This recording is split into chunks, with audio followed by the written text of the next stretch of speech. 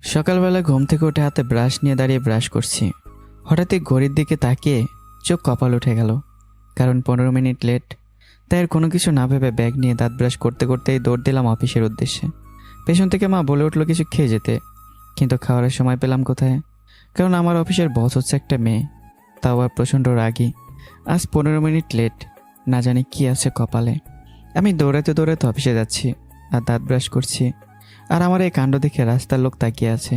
আমি অফিসে প্রবেশ করে ওয়াশরুমে গিয়ে যেই না মুখ ধুয়ে আমার কেবিনে এসে বসলাম, সাথে সাথে আমার অফিসের বস ঋতুর ডাক। আমি ওপরওয়ালার কাছে বললাম, হে আল্লাহ, আমায় রক্ষা করা আজ। অনেক কামনা বাসনা করলাম, তারপর ভয়ে ভয়ে বসের রুমের ভিতরে ঢুকে পড়লাম। যেই চেয়ারে বসতে যাব অমনি, দাঁড়ান, খবরদার চেয়ারে বসবেন না। কেন ম্যাডাম? আবার বলে কেন? ঘড়ির দিকে তাকিয়ে দেখুন কয়টা বাজে। 11টা ম্যাডাম। কত মিনিট লেট? 1 ঘন্টা। আসলে ম্যাডাম আমি লেট করে আসতে চাইনি, ওই একটু আজকের ঘুমটা দোস্ত শোধ। উফ, এটা কি আপনার শ্বশুর বাড়ি যে লেট করে আসবেন? আপনার সমস্যাটা কি বলুন তো? না মানে ম্যাডাম। কি না মানে করছেন? আর আপনার মুখে এমন জল কেন? মুখটাও কি মুছতে পারেননি? আমি বসের কথা শুনে আমার শার্টটা দিয়ে মুখে জল মুছতে লাগলাম, আর বস রাগী লোক নিয়ে তাকিয়ে থাকলো আমার দিকে। আসলে হয়েছে কি, আমি অফিসে কাজ করি, মোটামুটি কাজ ভালোই করি, লেট বেশি করি না, কিন্তু আজ একটু লেট করে ফেলেছি। আমি অনেক ভালো একটা ছেলে, আর আমার বস ঋতু পুরো দজ্জাল টাইপের, আমাকে সারাক্ষণ কাজের মধ্যে রাখে। একটু এদিক ওদিক হলেই ঝাড়ি শুরু, সেই রকমের ঝাড়ি। আর আমি মুখ বুজে সব হাসি মুখে সহ্য করে নেই, বসের উপর কোনো কথা বলতে পারি না। অফিসের সবার সাথে ঋতু অনেক ভালো আচরণ করে, শুধু আমার সাথে এমন করে। মুখের জলগুলো মুছে ফেললাম, আর শার্টটা আবারও গেল ভিজে। আমি যে কাল ফাইলগুলো দিয়েছি কমপ্লিট করতে, সেগুলো কমপ্লিট করেছেন? জি করেছি। তাহলে এখনো এখানে হ্যাপলার মতো দাঁড়িয়ে আছেন কেন? যান, ফাইল নিয়ে আসুন। আমি আর কিছু না বলে ওখান থেকে চলে এলাম, আর এসেই আমার ব্যাগে ফাইল খুঁজতে লাগলাম, কিন্তু ফাইল ব্যাগের ভিতরে নেই। ফাইল বাসায় ছেড়ে এসেছি। নিমিষে আমার মুখটা আরও শুকিয়ে গেল, নানা রকম চিন্তায় পড়ে গেলাম। এখন কি বলবো বসকে যে আমি ফাইল আনিনি? কিন্তু এই কথা বললে যে কি না কি করে বসে বস কে জানে। কিছুক্ষণ পর আবারও বসের কল। আমি আবার বসের রুমের ভেতরে প্রবেশ করলাম, ফাইল ছাড়াই, কারণ ফাইল তো বাসায়। জি বসুন। আমি না বসে দাঁড়িয়ে আছি। ওই মিস্টার, বসবা নাকি আমি ঘাট ধরে বসাবো চেয়ারে? আমি ম্যামের কথা শুনে তার সামনের চেয়ারে বসলাম। ঋতু একটা ফাইলের দিকে তাকিয়ে আমার কাছে হাতটা বাড়িয়ে দিয়ে বলল, আমার দিকে না তাকিয়েই, দাও দেখি ফাইলটা কেমন হয়েছে। আমি তো ফাইল আনিনি, কি বলবো বসকে। 1 মিনিট হয়ে গেছে হাতটা বাড়িয়ে আছে, কিন্তু তার হাতে ফাইল আসছে না। তার মেজাজটারও বিগড়ে গেল। কি ব্যাপার? কথা বলছি তা কানে যায় না? বলছি না ফাইল দাও। আমি স্পষ্ট দেখতে পাচ্ছি আজ আমার অবস্থা পুরোই কেরোসিন।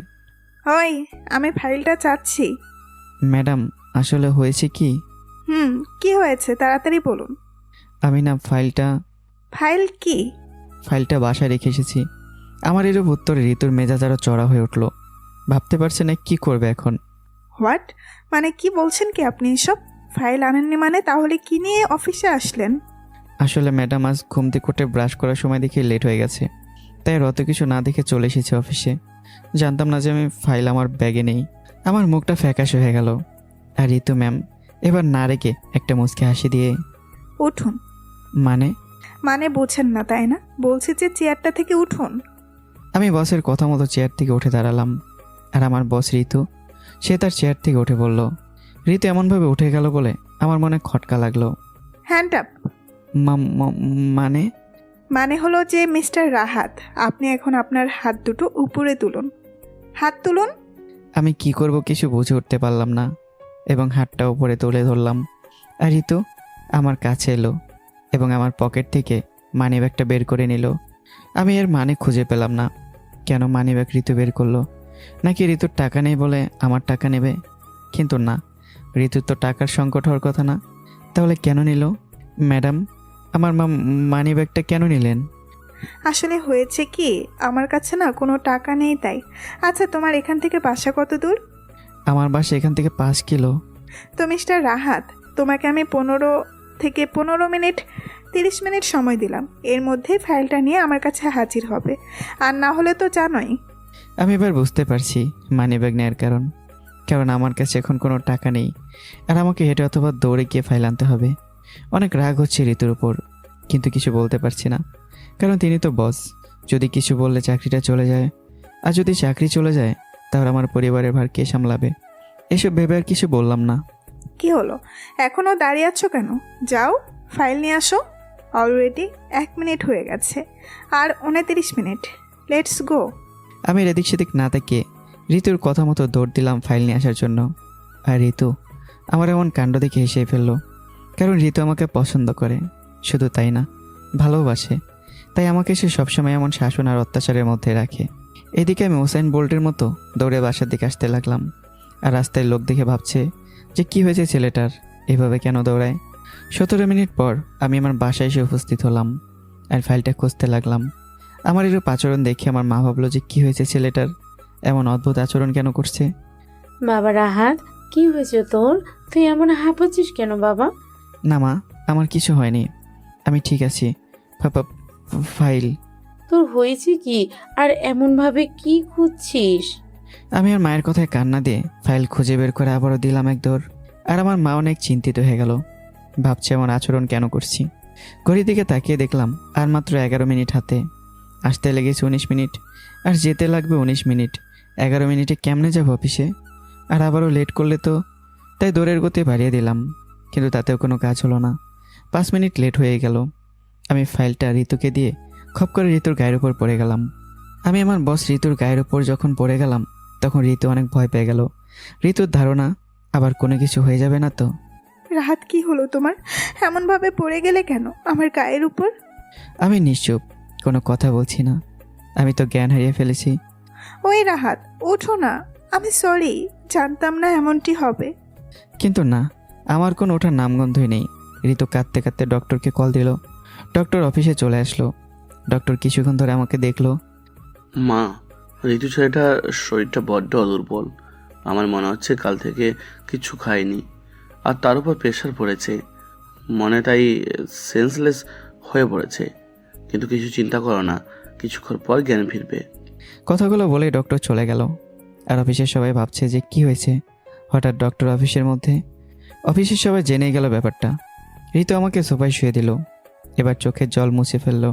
আমার দিকে বারবার তাকাচ্ছে ঋতু অপলক দৃষ্টিতে, আর ভাবছে ছেলেটা বড্ড কিউট, আর আমার কথা সব কিছুই শোনে আর তা পালনও করে। এইসব বিষয়ে ভাবতে লাগলো। তারপর যেন কি মনে করে আমার মাকে কল দিল। হ্যালো আন্টি, আমি ঋতু। জি আন্টি, আমি ভালো আছি। আচ্ছা আন্টি, রাহাত কি কাল থেকে কিছু খেয়েছে?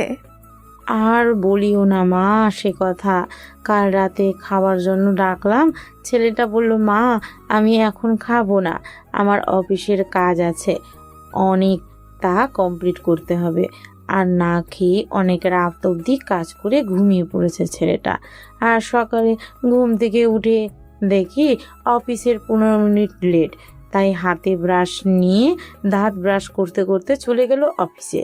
আবার কিছুক্ষণ পর এলো আর ফাইলটা নিয়ে চলে গেল। আমি খেতে বললাম, বলল সময় নেই। ও আচ্ছা আন্টি, আমি এখন রাখি, আমার একটু কাজ আছে, তো পরে সময় করে একদিন আপনার বাসায় ঘুরতে যাব। আচ্ছা মা আসিও, তোমার সাথে অনেক দিন ধরে গল্প করা হয় না, নিজের খেয়াল রেখো মা। আচ্ছা আন্টি, বাই, ভালো থাকবেন। কলটা কেটে দিয়ে ঋতু ভাবছে এতটা অত্যাচার করা ঠিক হয়নি। কিন্তু কি করব, আমার যে ওকে না জ্বালালে ভালো লাগে না। কিছুক্ষণ পর আমার জ্ঞান ফিরে আসলো। আর ঋতু তা দেখে আগের মতো হয়ে গেল। কিছুতেই বুঝতে দিল না যে আমার উপর সে দুর্বল। ঘুম ভাঙার পর এই যে হ্যালো মিস্টার। আমাকে। হ্যাঁ হ্যাঁ, আপনাকেই বলছি। কি ব্যাপার, এইটুকু কাজ করলেই অজ্ঞান হয়ে গেলেন? আপনাকে দিয়ে তো দেখছি কিচ্ছু হবে না। আসলে ম্যাডাম, আমার নাম মাথাটা কেমন যেন চক্কর দিচ্ছিল। এই রোদের মধ্যে দৌড়ে গিয়েছিলাম তো তাই। ও, তাহলে দৌড় দিলেন কেন? গাড়িতে গেলে কি হতো? আমার মানিব্যাগ তো আপনার কাছে, ভাড়া কোথায় পাবো? আচ্ছা শোনো, এই নাও। এটার ভিতর কি আছে? ওইটার ভিতর কি আছে জানো? কি? ওইটার ভিতর বিষ মিশানো খাবার আছে। আর বাটির ঢাকনা খুলে খাওয়া শুরু করো। কি কি কি কি বিষ? হ্যাঁ বিষ। কি হলো, ঢাকনা খুলে খাচ্ছ না কেন? না আমি নিজেই খাইয়ে দিব? আমি কি করব কিছুই বুঝতে পারছি না। মনে মনে বলছি কি শত্রুতা আমার সাথে যে আমাকে বিষ মিশ্রিত খাবার খেয়ে মেরে ফেলতে যাচ্ছে। ম্যাডাম, আমি এই খাবার খেলে তো মরে যাব। আমি প্লিজ খেতে পারবো না, আপনি আর জোর করবেন না। 1 মিনিট সময়ের ভিতরে যদি খাওয়া শুরু না করেছো তাহলে কি করবো একটিবার ভেবে দেখো। আমি বসের মুখে এমন কথা শুনে হাসবো নাকি কাঁদবো বুঝতে পারছি না। আমার অনেক খিদে পেয়েছে, কাল থেকে খাইনি, তাই ভাবলাম মরবো তো এই খাবার খেয়ে মরি। আর কিছু না ভেবেই ঢাকনা খুলে খেতে শুরু করলাম। ঋতু অপলক দৃষ্টিতে তাকিয়ে দেখছে। আমি খাচ্ছি আর ভাবছি কি হলো, খাবারে তো কোনো রিয়াকশন পাচ্ছি না। তাহলে কি ঋতু মিথ্যে বললো আমাকে? একটাবার ঋতুর দিকে তাকিয়ে দেখলাম ঋতু মুসকে মুসকে হাসছে। কি হলো, খাও। আমার দিকে এইভাবে তাকিয়ে কি দেখছো? আমি আর না তাকিয়ে খাওয়াতে মনোযোগ দিলাম। আর ভাবছি ম্যাডাম একবার বলে আপনি আর একবার বলে তুমি, কারণটা কি? এসব ভাবতে ভাবতে খাবার শেষ করলাম। এই যে নিন ফাইলগুলো, এগুলো আগামী 2 দিনের ভেতর কাজ শেষ করে আমাকে জমা দিবেন। এতগুলো ফাইল 2 দিনে কিভাবে সম্ভব? অসম্ভব বলতে কিচ্ছু নেই, যান কাজ শুরু করে দিন। কিন্তু ম্যাডাম, কোনো কিন্তু শুনতে চাই না। আমি ভাবছি কেন যে এখানে চাকরি করছি, তার থেকে বরং ঝালমুড়ি বিক্রি করে খাওয়াই ভালো ছিল। আর কিছু না বলে মুখটা ভার করে ফাইলগুলো নিয়ে বেরিয়ে পড়লাম আর নিজের চেয়ারে গিয়ে বসলাম। আমার এমন মুখের অবস্থা দেখে ঋতু হাসি থামাতেই পারছে না। আমি চেয়ারে এসে বসলাম আর আমার সাথে কাজ করে একটা মেয়ে, নাম দীপান্বিতা। এমন সময় সে হাজির। কি ব্যাপার, এমন মুখটা ভার করে আছেন কেন ভাইয়া? আর বলো না, দেখো এই ফাইলগুলো আমাকে দিয়ে বলো 2 দিনে কমপ্লিট করে দিতে। আরে 2 দিনে কি এগুলো শেষ করা সোজা নাকি? কি বললেন, মাত্র 2 দিনে? হ্যাঁ। আপনার কপাল পুড়েছে ভাইয়া, জানি না কি মলম লাগালে তা ভালো হবে। আমি আর কিছু না বলে কাজে মনোযোগ দিলাম। আর এদিকে ঋতু রাগে একদম ফুলে গেছে দীপান্বিতার সাথে কথা বলা দেখে। আসলে দীপান্বিতা মেয়েটা প্রথম দেখাতেই আমার উপর ক্রাশ খায়, কিন্তু সেটা বলার আগেই ঋতু এসে বলে, তোমার চাকরি বাঁচাতে চাইলে ওর পেছনে লেগো না। রাহাতকে আমি ভালোবাসি, আর হ্যাঁ, এটা যদি কোনোভাবে রাহাত জানে তাহলে তোমার চাকরির ইতি করবে, মনে রেখো। আর বেচারি দীপান্বিতা তার চাকরির জন্য বাদ দিয়ে দেয়। আবার কিছুক্ষণ পর ঋতুর কল। আমি আবারও গেলাম। এই নাও, আর 2টা ফাইল, এগুলো আর ওগুলো আমাকে একদিনেই দিও। মানে কি এসবের? কত ফাইল আর দিবেন আমাকে? আর এত কম সময়ে কিভাবে পারবো কাজ শেষ করতে? আমি পারবো না আর ফাইল নিতে। এই প্রথম ঋতুর মুখের উপর কথা বললাম, আর তা শুনে ঋতু অবাক। পারবে না মানে? কেন পারবে না? দীপান্বিতের সাথে কথা বলতে পারো আর কাজ করতে পারবে না? কেন আসো অফিসে, কাজ করতে না দীপান্বিতার সাথে কথা বলতে? আপনি সব কি বলছেন? আমি দীপান্বিতার সাথে এমনি একটু কথা বললাম। এমনি বলছো তাই না? আমি কিচ্ছু শুনতে চাই না, ফাইল নিয়ে যাও। আর হ্যাঁ, এই নাও তোমার মানি ব্যাগ। আর আমি তোমার ব্যাগ থেকে 100 টাকা নিয়েছি ফুচকা খাওয়ার জন্য। তারপর মানিব্যাগ আর ফাইল নিয়ে চলে আসলাম। আর ভাবছি কাল থেকে অন্য কোথাও চাকরি খুঁজতে হবে। এখানে আর কাজ করা সম্ভব না। এমনভাবে অত্যাচার করলে কি পারা যায়? আর এদিকে ঋতুর খুবই খিদে পেয়েছে। সে কী খাবে ভাবছে, কারণ তার খাবারটা আমাকে দিয়ে দিয়েছে। রাতের বেলা আমি আমার মানিব্যাগটা ভালো করে দেখতে লাগলাম, কারণ ওখান থেকে একটা জিনিস নেই, আর তা হলো ঋতুর ফটো। আর সেটাও আবার চুপ করে তোলা। আমি ভাবছি আমার কপালে শনি আছে। এমন সময় আমার ছোট বোন ইমা এসে হাজির। ভাইয়া জানিস, বাবিটা না অনেকগুলো কিউট রে। কি আজে বাজে বকছিস এসব? মাথা ঠিক আছে তো? হ্যাঁ, আমার মাথা ঠিক আছে, তোর মাথা ঠিক নেই। এই কি বলবি সোজাসুজি বল। বলছি যে তোর বিয়ে ঠিক করে ফেলেছে মা, আর কালকে হয়তো হয়ে যেতে পারে বিয়ে। বোন, তোর মাথা ঠিক আছে তো? কী সব বলিস এসব? আমার বিয়ের আমি জানি না। কার সাথে? কার সাথে আবার? তোর অফিসের বস ঋতুর সাথে। কি কি কি বলিস এসব? কে ঠিক করলো বিয়ে? কি আবার? আমার মা। জানিস দাদা, ভাবিটা না অনেক ভালো রে। আমাকে একদিন রাস্তা পেয়ে গাড়ি করে স্কুলে দিয়ে গেছে, আর আমাকে জোর করে 1000 টাকা দিয়েছে। আর তোর কাছে চাইলেও তো 100 টাকার বেশি দিস না। আমি আমার বোনের মুখে এসব কথা শুনে পড়ে কি করব, হাসবো নাকি কাঁদবো বুঝতে পারছি না। হঠাৎ করে বিয়ে, তারপর ঋতুর সাথে। যদি বিয়ে করি তাহলে জীবনটা পুরাই তামাতামা হয়ে যাবে। এ তুই যাবি? লাথি দেবো? আমি সত্যি বললাম, তোর গায়ে লাগলো। দেখ, সবসময় ফাজলামও ভালো লাগে না। এই যা, আমি ভাবছিলাম তুই বিয়ের কথা শুনে খুশি হয়ে 500 টাকা দিবি, আর তুই কথা শোনাচ্ছিস। দাঁড়া, তোকে টাকা দিচ্ছি বলে ইমাকে মারার জন্য পায়ের স্যান্ডেল হাতে নিলাম। কিন্তু আমি কখনোই মারবো না আমার বোনকে। আমার বোনকে আমি অনেক ভালোবাসি। আর এই মা একটা বেঞ্চকে কেটে দিল দৌড়। এদিকে আমি রাগে গজগজ করতে করতে আমার মায়ের কাছে গেলাম। মা, তুমি নাকি আমার বিয়ে ঠিক করেছো ঋতুর সাথে? হ্যাঁ, করেছি তো। তো মানে কি মা? তুমি একটাবার আমার কাছে শুনবে না আমার এই বিয়েতে মত আছে কি না? দেখ, আমি তোর মা, আর এই বিষয়ে সিদ্ধান্ত নেওয়ার অধিকার আছে আমার। কিন্তু তাই বলে মেয়ে আর খুঁজে পেলেন ওই মেয়েকে ছাড়া? মা, ওই মেয়ে। চুপ কর তো, কে কেমন আমি জানি, তাই বলছি কিছু বলবি না তুই। আর কালই তোর বিয়ে। মা, তুমি বুঝতে পারছো না, ওই মেয়ের সাথে বিয়ে হলে আমার লাইফটা শেষ হয়ে যাবে। দেখ, আর যাই বল, ঋতুকে নিয়ে আজে বাজে একদমই বলবি না বলে দিলাম, নইলে একদম ভালো হবে না। মা, লক্ষ্মী মা, আমার কথাটা শুনবে তো? আমি কিছু শুনতে চাই না, তুই গিয়ে তোর কাজ কর। আর একটা বছর সময় দাও, আমি তারপর বিয়ে করব। 1 মিনিটও না, ভাগ এখান থেকে, নইলে রাতের খাবার বন্ধ। আমি আর কিছু না বলে ওখান থেকে ঘরে চলে এলাম। আর ভাবতে লাগলাম, না জানি কপালে কি আছে, ওই গুন্ডি মেয়ের সাথে বিয়ে হলে না না না, আমি শেষ। এমনিতেই যে অত্যাচার চালায় আমার উপর, আর বিয়ের পর না জানি কি করবে। তারপরের দিন আমার বিয়ে আজ, তাই বাড়িটা অনেক সুন্দর করে সাজিয়েছে, কিন্তু আমার মনে তো শান্তি নেই। আমি পালানোর রাস্তা খুঁজলাম, কিন্তু কোনো রাস্তায় পেলাম না। জানালা দরজা সব বন্ধ। আমি ভাবছি আত্মহত্যা করব, নাকি না, আত্মহত্যা করা তো মহাপাপ, আর এই কাজ করার কথা মুখে নেওয়া পাপ। এমন সময় আমার মা ঘরের দরজা খুলে আমাকে বিয়ের জন্য তৈরি হতে বললেন। আমি হ্যাঁ না কোনো উত্তর দিলাম না।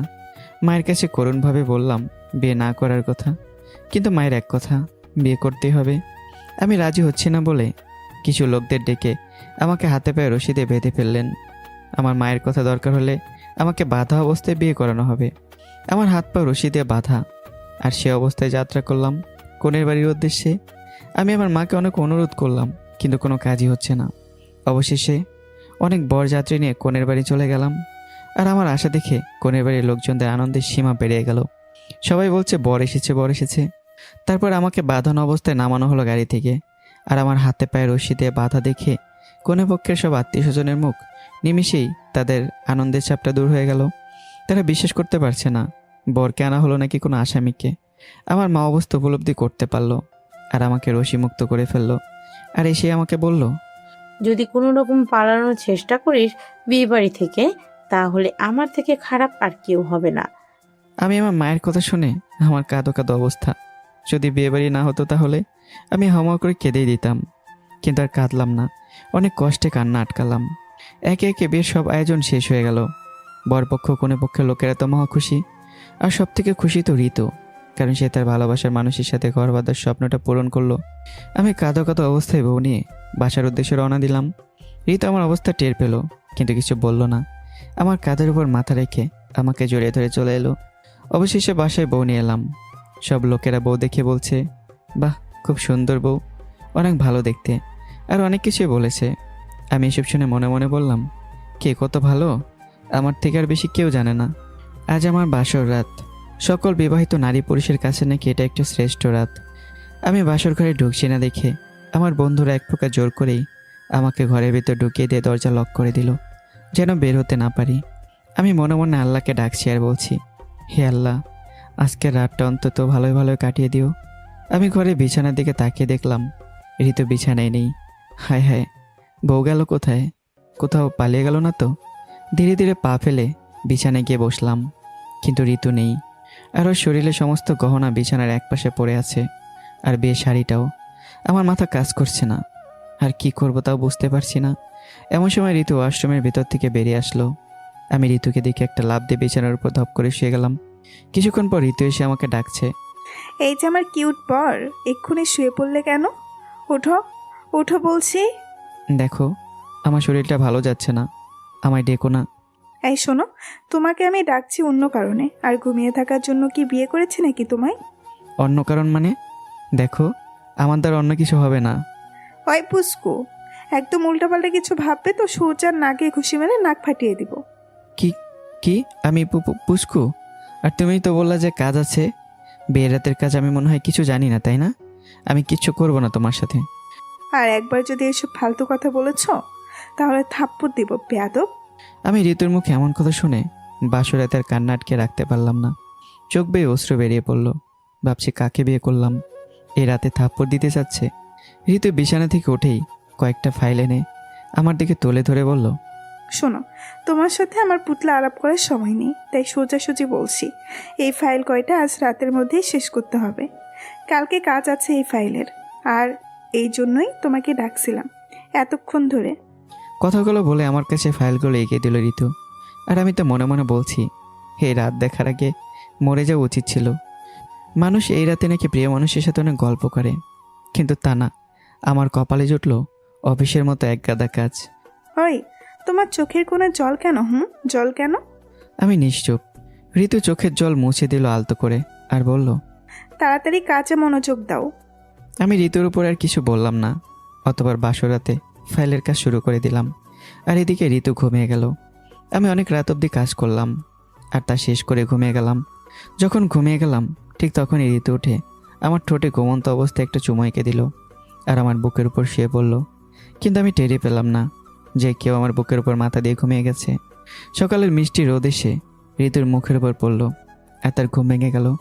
সঙ্গে সঙ্গে ঋতু উঠে বাসার কিছু টুকিটাকি কাজ করলো আর মায়ের সাথে নাস্তা বানালো।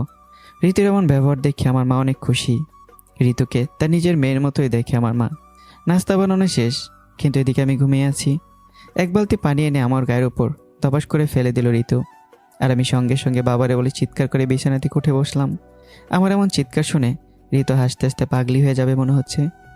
এই যে আমার বর, এখন ঠিকঠাক সময় মতো ঘুম থেকে উঠতে হবে, না হলে প্রতিদিন এমনই হবে। মানে কি এসবের? আমি কি তাহলে ঘুমাবো না? ঘুমাতে কি বারণ করেছে নাকি? কিন্তু সকালে ঘুম থেকে উঠতে হবে। আমি বইয়ের কথা শুনে অবাক। প্রথম দিনে এমন করছে, না জানি আর বাকি দিনগুলো কি কি করবে, এসবই ভাবছিলাম। যাও, 10 মিনিটের মধ্যে তৈরি হয়ে নাও আর নাস্তার টেবিলে আসো, না হলে আজ নাস্তাও জুটবে না কপালে। কথাটা বলেই রুমের ভিতর চলে গেল ঋতু। কোথায় আমার বউ নিজ হাতে খাইয়ে দেবে তা না, আর বলছে নাস্তাই পাবে না। তারপরে আমি রুম থেকে উঠে ওয়াশরুমে গেলাম। ওয়াশরুম থেকে বের হয়ে নাস্তার টেবিলে গেলাম আর দেখলাম টেবিলে কোনো নাস্তা নেই। তারপর ঘড়ির দিকে তাকিয়ে দেখলাম 14 মিনিট হয়েছে। 4 মিনিট লেট, তাই এমন ব্যবস্থা।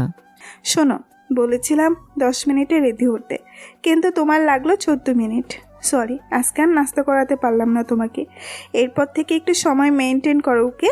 আর তাড়াতাড়ি আসো, গাড়িতে করে অফিসে যাব দুজনে, না হলে হেঁটে হেঁটে যেতে হবে অফিস। আমি দেরি না করে গাড়ির মধ্যে গিয়ে বসলাম আর বারবার বলছি কেন যে বিয়ে করলাম। প্রথম থেকে হিটলার আইন চালু। তারপর ঋতু এসে পড়লো গাড়ির ভেতর। আজ ঋতু পরেছে একটা নীল শাড়ি, আর আমি ঋতুকে দেখেই চোখ ফেরাতে পারছি না। চোখের পলক অব্দি নড়ছে না আমার। আমি অপলক দৃষ্টিতে তাকিয়েছি ঋতুর দিকে। ও হ্যালো, কি দেখো অমন করে? ঋতুর কথায় আমার ঘোর কাটে। মানে না, কিছু না, এমনি। কিছু না মানে? তাহলে অমনভাবে কি দেখো? আজ তোমাকে অনেক সুন্দর লাগছে। ও, এখন বুঝতে পারছি, মাথায় শুধু বদ মতলব কাজ করে, তাই না? আরে না না, তুমি ভুল ভাবছো। কোনো বদ মতলব নেই, আমার বিশ্বাস করো। গাড়ি থেকে নেমে পড়ো। মানে কি বলছি শোনোনি? বললাম যে গাড়ি থেকে এখন নামো। কি বলে এসব? কেন নামবো? আগে নামো, তারপর বলছি। তারপরে আমি গাড়ি থেকে নেমে পড়লাম। এরপর থেকে এমনভাবে যদি আমার দিকে তাকিয়েছো তাহলে সেই দিন বুঝবা। এখন হেঁটে হেঁটে অফিসে আসবে, ওকে? ড্রাইভার, তাড়াতাড়ি গাড়ি স্টার্ট করো। আমার চোখের সামনে দিয়ে চলে গেল ঋতু। আর আমি হা হয়ে তাকিয়ে দেখছি ঋতু চলে যাওয়ার দিকে। আমি ভাবছি নিজের বইয়ের দিকে তাকিয়ে এসে বলে এমন করলো, না জানি অন্য কোনো মেয়ের দিকে তাকালে কি না কি করবে। তারপর বহুত কষ্ট করে রিক্সা নিয়ে অফিসে চলে গেলাম। অফিসের একজনের কাছ থেকে টাকা নিয়ে রিক্সাওয়ালাকে ভাড়া দিলাম। সবাই হা হয়ে তাকিয়ে রইল আমার দিকে, কারণ বিয়ের পরের দিনে রিক্সা করে অফিসে আসা। না জানি এরপর থেকে কি কি করতে হবে। আমি কারো দিকে না তাকিয়েই নিজের কাজে মন দিলাম। আর দীপার নিতার দিকে তো একদমই না। অফিসের সবাই ভাবছে আমার হলো কি, বিয়ের পর দিন এভাবে অফিসে আসা আর মুখটা গোমরা করে আছি। এদিকে ঋতু আমার মুখের দিকে তাকিয়ে মুচকে মুচকে হাসতেছে। ঋতু আমাকে প্রচণ্ড ভালোবাসে আর অত্যাচারও, না জানি এর কারণ কি। এদিকে আমার অনেক ক্ষুধা পেয়েছে। এখন যদি খেতে না যাই জানি না কি করবে। আর সব থেকে বড় কথা, আমার হাতে কোনো টাকাও নেই। সব টাকা ঋতু নিয়ে তার ব্যাগে রেখে দিয়েছে। দুপুর 2টা বাজে। এখন ক্ষুধার মাত্রা বেড়ে গেল আমার, কিন্তু খাওয়ার মতো কোনো উপায় খুঁজে পাচ্ছি না। অফিসে সবাই লাঞ্চ করেছে, একমাত্র আমিই করিনি। 1 গ্লাস পানি পান করে নিলাম আর নিজের কপালে নিজে আঘাত করছি আর বলছি এটাই পাওয়ার ছিল আমার। কিছুক্ষণ পর ঋতু এসে বলল, ওই, তাড়াতাড়ি এসে গাড়িতে উঠো। গাড়িতে মানে? কোথায় যাব? ওফ, গাড়িতে উঠতে বলেছি, উঠবা। এত কথা বলো কেন? তোমার দিকে তাকালে যদি আবার নামিয়ে দাও গাড়ি থেকে। আচ্ছা, দিব না নামিয়ে, এবার চলো। ঋতু কি বলবে কিছু বুঝতে পারছে না। একটা হাসি দিল আমার কথা শুনে। তারপর ঋতু আর আমি একটা রেস্টুরেন্টের সামনে এসে হাজির হলাম। এটা তো রেস্টুরেন্ট, এখানে আমাকে আনলে কেন? রেস্টুরেন্টে আনে জানো না? খেতে এসেছি আমরা দুজনে। আসলে সকালে আমি নাস্তা করিনি, আমার খুব খিদে পেয়েছে। আমি এবার কিছুটা অবাক হলাম, কেন নাস্তা করেনি? ওই, অত সব বলতে পারবো না, এবার চলো তো। আসলে হয়েছে কি, কি হয়েছে? আমার কাছে না কোনো টাকা নেই। টাকা নেই তো কি হয়েছে? আমার কাছে আছে, আমি দিব। কি হলো, এবার তো যাওয়া যাবে নাকি? তারপর ঋতু আর আমি রেস্টুরেন্টে গিয়ে পেট ভরে খেয়ে নিলাম। আমি মনে মনে বলছি, বউটা আসলে অনেক ভালো। আমি খাইনি বলে নিজেও না খেয়ে আছে, আর এখন আমাকে খাওয়াতে নিয়ে আসলো। এসব ভাবতে লাগলাম, আর অনেক কিছু খেলাম, ভালো ভালো খাবার। আমি চোখটা একটু বন্ধ করে ভাবছি, আসলে বউটা ভালো। আর চোখ খুলতেই দেখি ঋতু নেই। হায় হ্যাঁ, ঋতু গেল কোথায়? মনে হচ্ছে বাইরে দাঁড়িয়ে আছে। তাই আমি রেস্টুরেন্ট থেকে বেরোতে যাব, এমন সময়। বিলটা দিয়ে যান। বিল মানে? কেন আমার বউ দিয়ে যায়নি? উনি তো আপনাকে দেখিয়ে বললেন আমার বয়ফ্রেন্ডের কাছ থেকে বিল নিয়েন, এই বলে চলে গেল। কি বয়ফ্রেন্ড? আরে ভাই, আমি ওনার স্বামী, আর বিল তো ওনার দেওয়ার কথা। ওই মিয়া, ফাজলামি করেন নাকি? প্রেমিকা নিয়ে রেস্টুরেন্টে খেতে আসছেন আর বলছেন বিল আমার বউ দিবে। মগের মূল্য পেয়েছেন নাকি? ভাই আমার কাছে তো টাকা নেই। ভাই বিল কত হয়েছে?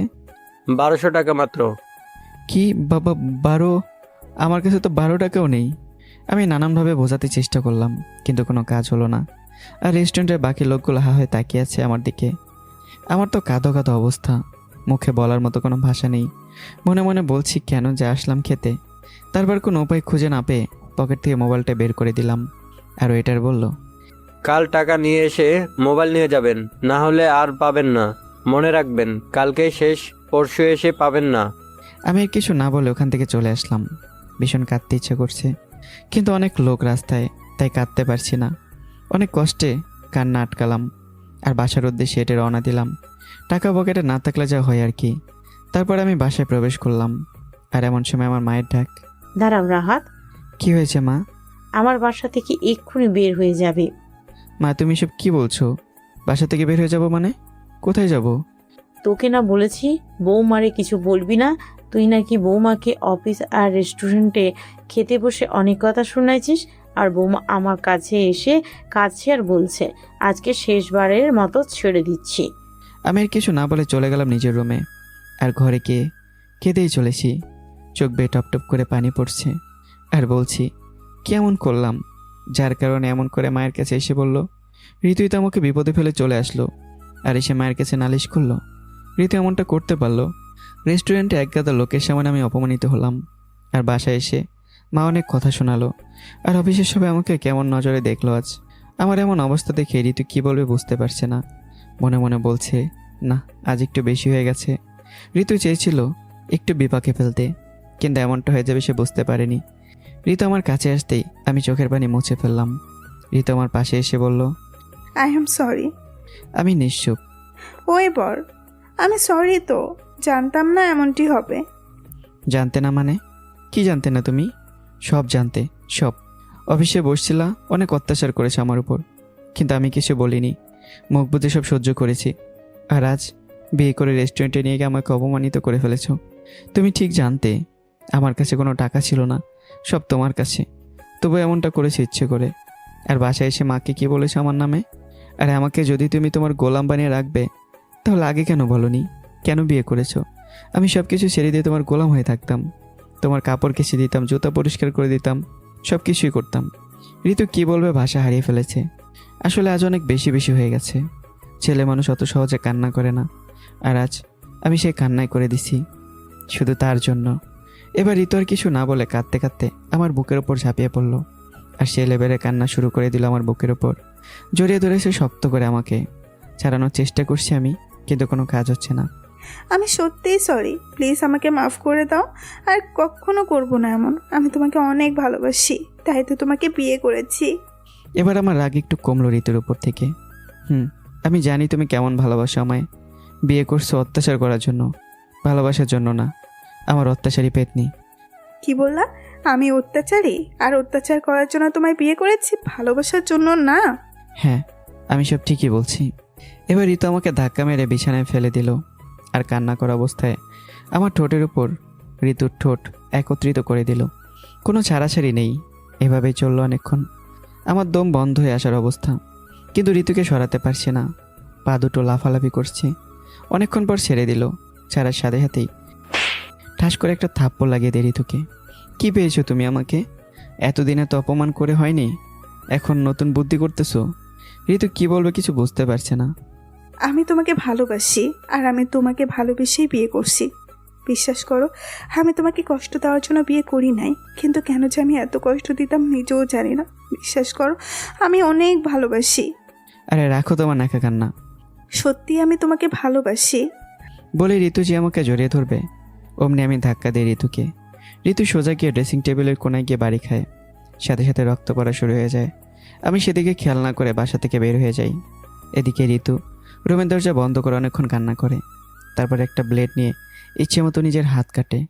অতিরিক্ত রক্ত বের হওয়ার কারণে ঋতু জ্ঞান হারিয়ে ফেলে। দেখতো ঋতু, আর রাহাতের কি হয়েছে? রাহাত এভাবে বাসা থেকে বেরিয়ে যাওয়ার কারণ কি? আচ্ছা মা, যাচ্ছি। ইমা গিয়ে দেখে দরজা বন্ধ। তাই সে ঋতুকে ডাক দেয়।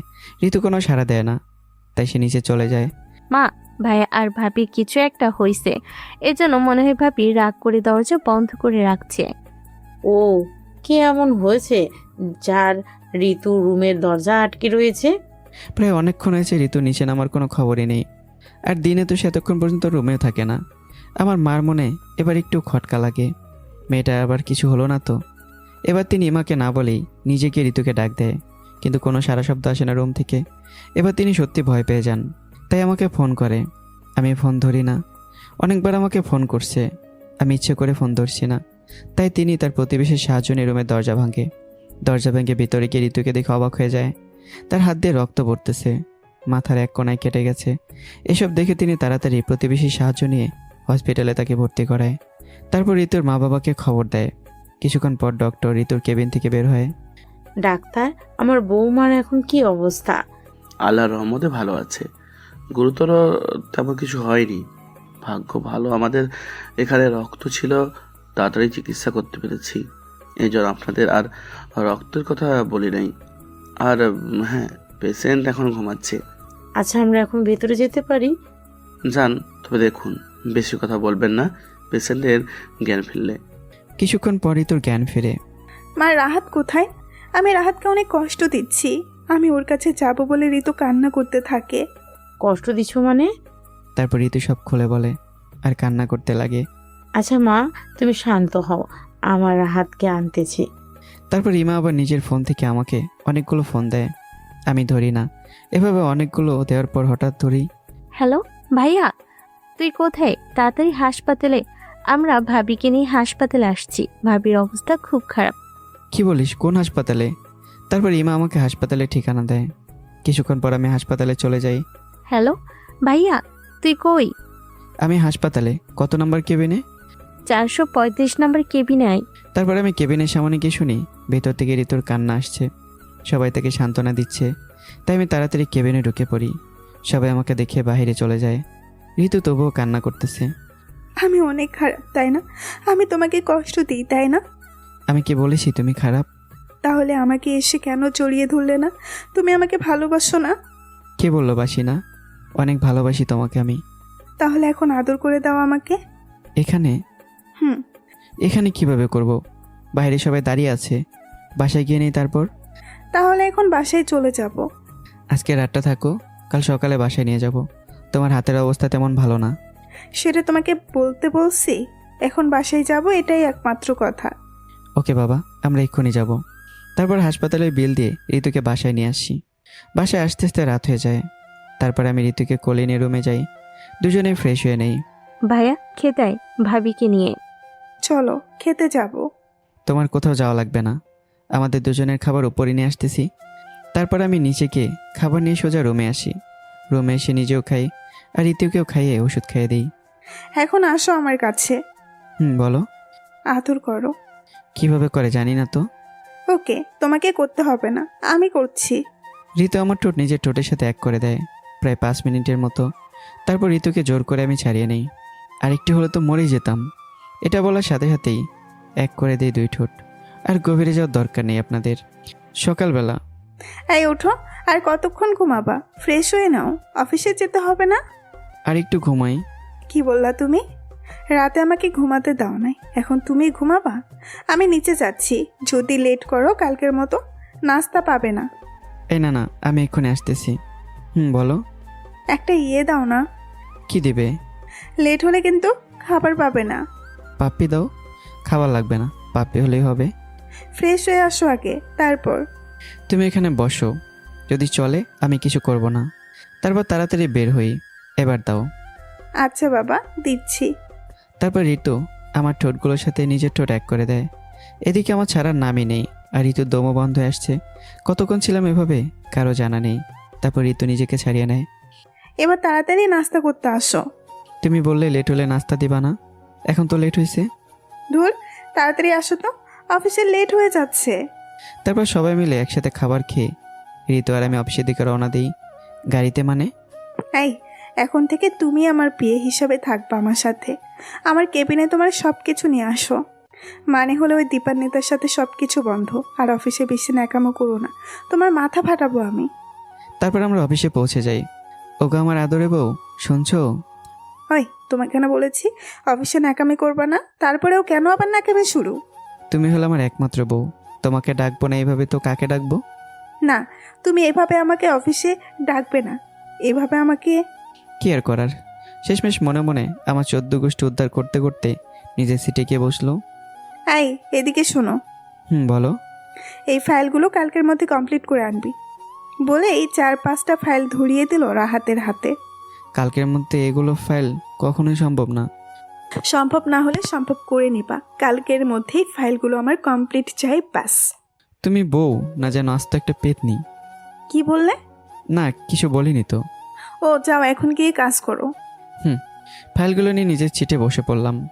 ঋতু আমার কেবিনটা ওর কেবিনের পাশে দিয়েছে, আর মাঝখানের দেয়ালটা পুরো গ্লাস সিস্টেম। আমি যেন কোনো মেয়ের সাথে কথা না বলতে পারি, তাই এই ব্যবস্থা। দুপুরবেলা আমি গাড়িতে বসে ঋতুর জন্য অপেক্ষা করছি। আমি ঋতুকে আসতে দেখে গাড়ির দরজা খুলে দিলাম। তুমি আমাকে আমার আগে অফিস থেকে বেরিয়ে গাড়িতে এসে বসে আছো মেয়েদের সাথে লুতুপুতু করার জন্য? মানে আগে বলতা, তোমাকে আমি কোলে করে নিয়ে এসে গাড়িতে এনে বসাতাম। আবার শুরু করলে তোমার এসব ফালতু কথা।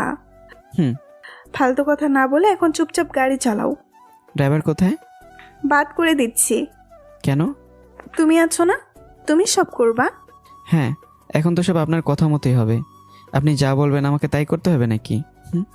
তুমি কি চুপচাপ গাড়ি চালাবে না তোমাকে নামিয়ে দিব? আমি কথা বললে প্রবলেম তোমার, আমার না। তাই আমি কেন নামবো? তুমি নেমে যাও। কি বললে তুমি? কই কিছু না তো। ঋতুর চিৎকার শুনে আমি আর কোনো কথা না বলে চুপচাপ গাড়ি চালাতে লাগলাম। বাসায় পৌঁছেই আম্মু, আম্মু, কি হয়েছে রে মিম? আম্মু, তোমার ছেলে কি করছে জানো? যা বাবা, আমি আবার কখন কি করলাম? কি করছে রে? সকালে আমি তোমার ছেলের কেবিনে গিয়েছিলাম একটা কাজে, কিন্তু ও আমাকে ঝাড়ি মেরে বের করে দিয়েছে। আর জানো, আসার সময় আমাকে গাড়ি থেকে বের করে দিতে চেয়েছিল। এগুলো কি সত্যি? আম্মু, এগুলো সব মিথ্যা কথা। ও আমার সাথে এগুলো করেছে, আমি না। আম্মু দেখছো, তোমার ছেলে তোমার সামনেই আমাকে মিথ্যাবাদী বলছে। আম্মু বিশ্বাস করো, আমি সত্যি বলছি, আমি ওর সাথে এমনটা করিনি। আমি কোনো কথা শুনতে চাই না। আম্মু আমি সত্যি বলছি, আমি কিচ্ছু করিনি। চুপ বললাম তো, আমি তোর কোনো কথা শুনতে চাই না। অতপর আমি এক গাদা ঝাড়ি খেলাম আর বকা খেলাম আম্মুর থেকে। আর এদিকে ঋতু তো হাসতে হাসতে সোফার ওপর শুয়ে গড়াগড়ি করতেছে। এইটা কিন্তু তুমি ঠিক করলে না। কোনটা? দ্যাট, তোমার সাথে কথা বলে কোনো লাভ নেই। তারপর ঋতু নিজের রুমে চলে গেল। কেমন দিলাম? তোমার সাথে কথা বলার আমার কোনো ইচ্ছে নেই, তুমি যাও এখান থেকে। শুধু শুধু আম্মুর কাছ থেকে আমাকে বকা খাওয়ালে। বকেছে, বেশ করেছে। আর তোমার সাথে কথা বলার আমারও কোনো ইচ্ছা নেই। আমাকে নিয়ে যেত ওয়াশরুমে, এটা বলেই সেই সুযোগে ওয়াশরুমের দরজাটা আমি বাইরে থেকে লক করে দিই। ঋতু ফ্রেশ হয়ে ওয়াশরুমের দরজা খুলতে গেলে দেখে দরজাটা খুলছে না। কি ব্যাপার? আমি তো দরজাটা নক করিনি, তাহলে নক হলো কিভাবে? নিশ্চয়ই এটা রাহাতের কাজ। আর এদিকে আমি ঋতুকে ওয়াশরুমে আটকে রাখতে পেরে বিশ্বজয়ের একটা হাসি দিয়ে পিছনে গিয়ে গায়ে এলিয়ে দিয়ে হাসতে লাগলাম। রাত, দরজাটা খোলা বলছি। আমি তো ঋতুর কোনো কথায় কানে নিচ্ছি না, উল্টো হেসে যাচ্ছি। তোমাকে কিন্তু দরজা খুলতে বলেছি, না হলে আমি যে তোমার কি হাল করবো সেটা আমি নিজেও জানি না। আগে বাইরে বেরিয়ে তো আসো। তোমাকে দরজা খুলতে বলেছি না? কেন, তখনকার কথা মনে নেই? আম্মুর কাছ থেকে শুধু শুধু আমাকে কি বকাটাই না খাওয়ালে। এখন থাকো তুমি ওখানে। রাত দেখো, আমার কিন্তু মাথাটা ঘুরছে। তোমার মাথা ঘুরলে আমার কি? আর বারবার চেঁচিয়ে আমাকে ডিস্টার্ব করবে না। রাহাত! ঋতুর চিৎকার আর ভেতর থেকে কিছু পড়ার আওয়াজ শুনে আমি দৌড়ে গিয়ে ওয়াশরুমে দরজা খুলে দেখি ঋতু নিচে পড়ে আছে। তারপর ঋতুকে নিচ থেকে তুলে কোলে করে নিয়ে বিছানায় শুয়ে দিলাম। বিছানায় শুয়ে দেওয়ার সাথে সাথে ঋতু চোখ টিপ মেরে আমাকে বলল, কেমন দিলাম? ইউ ড্রামা কুইন, আবার আমাকে ঠকালে। তুমি কি ভাবছো আমার সাথে পাঙ্গা নিয়ে তুমি পারবে? তুমি যা চিজ। তখন কি যেন বলছিলা? আমি আবার কখন কি বললাম? এখন তো কিছুই মনে পড়বে না।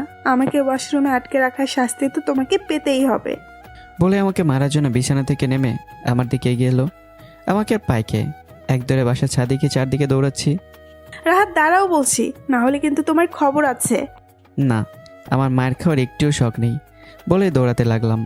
কপাল করে একটা বউ পাইছি যার কাছে উঠতে বসতে শুধু ঝাড়ি খাওয়া লাগে। এদিকে ঋতু আর দৌড়াতে না পেরে পা ধরে মাটিতে বসে কান্না করতে লাগলো। তা দেখে আমি ঋতুর কাছে এগিয়ে গিয়ে বললাম, পাটে একটু মস্কে গিয়েছে। ঠিকই হয়েছে, দেখি পাটা। একে অপরের সাথে ঝগড়ার সময় ঝগড়া করলেও দুজনকে অনেক ভালোবাসি আর কেয়ারও করি।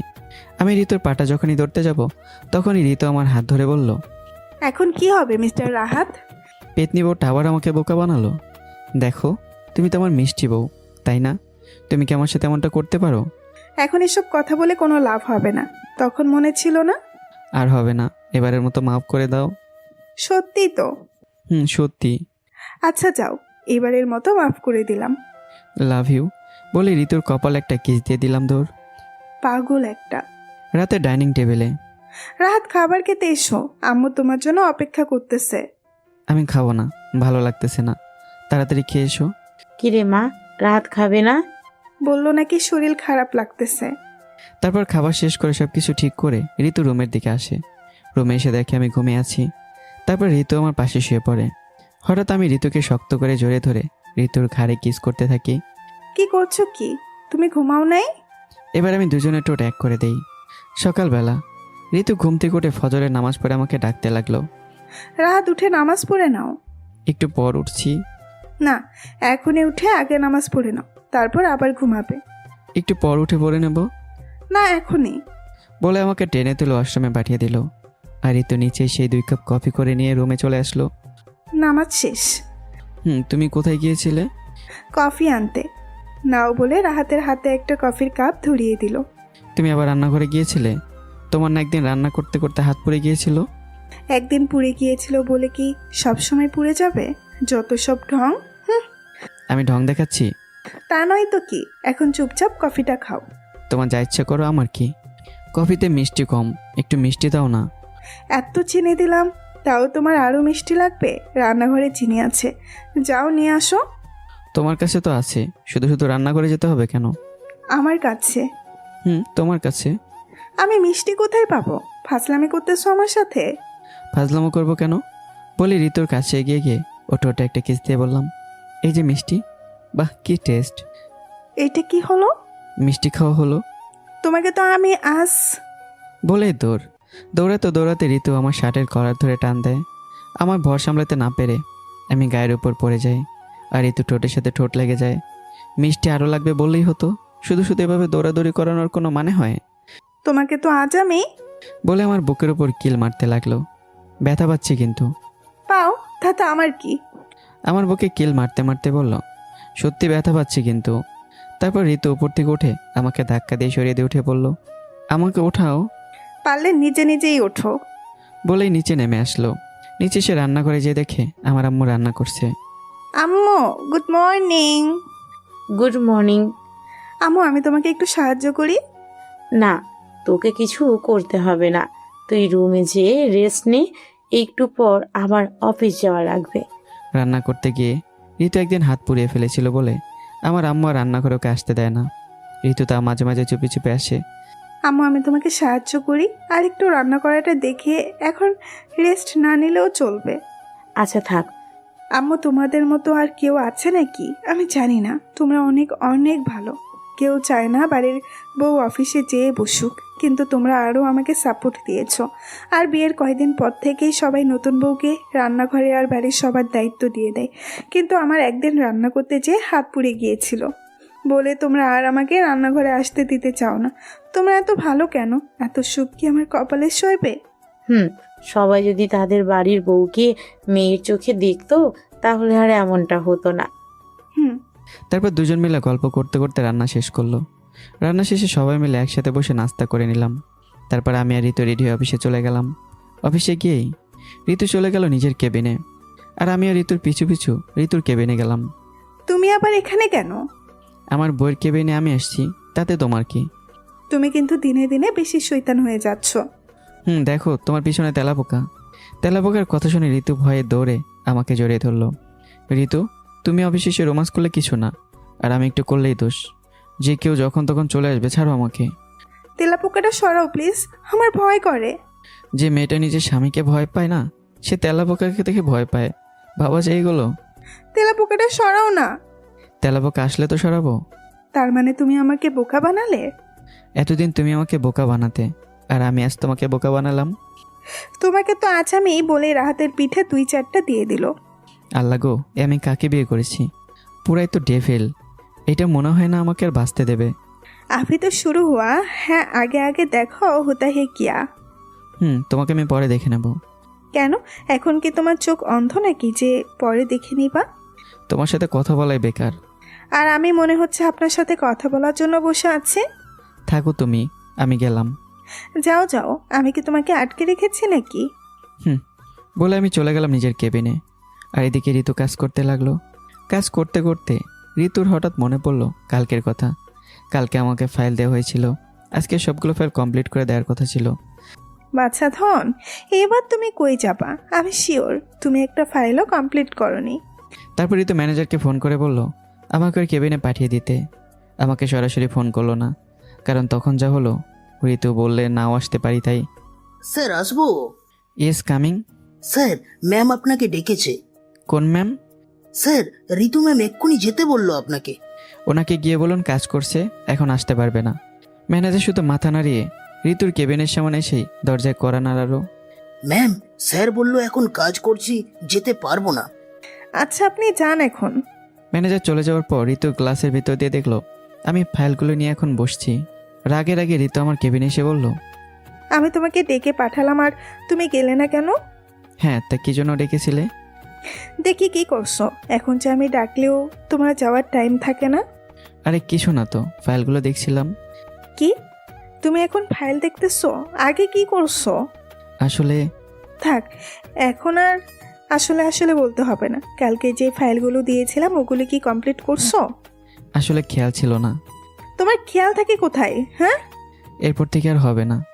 এই এক কথা তুমি আমাকে কতবার বলেছো, সেই খেয়াল আছে? এবারই শেষ, আর হবে না। আমি আর কিচ্ছু শুনতে চাই না। আজকে আমি মাকে বলে দিব, তারপর দেখো তোমার কি হয়। ঋতু চলে যাওয়ার সময় আমি পেছন থেকে অনেকবার ডেকেছিলাম, কিন্তু ঋতু আমার দিকে একবারও না তাকিয়ে নিজের কেবিনে চলে গেল। এদিকে আমি বসে বসে শুধু একটা কথাই ভাবছি, আর যদি মা এটা জানতে পারে তাহলে তো আমাকে শেষ করে ফেলবে। অন্যজনদের মা নিজেদের ছেলের বউকে একটু এদিক ওদিক হলেই সহ্য করতে পারে না, আর আমার মা নিজের ছেলেকে পর করে দিয়ে এখন বৌমাকে আপন করে নিয়েছে। মানবতা আজ কোথায়? ঋতু রেগে আছে বলে আমি আর সারাদিন ঋতুর সাথে দেখা করিনি। ঋতুর সাথে দেখা করতে গেলে আমার যে কী হাল করবে সেই ভয়ে আর যায়নি। অফিস শেষে আমি আর ঋতু বাসায় চলে আসলাম। আসার সময় সারাটা রাস্তা ঋতু আমার সাথে একটা কথা বলেনি। আমি অনেকবার বলার পরেও ঋতু একটা কথাও বলেনি।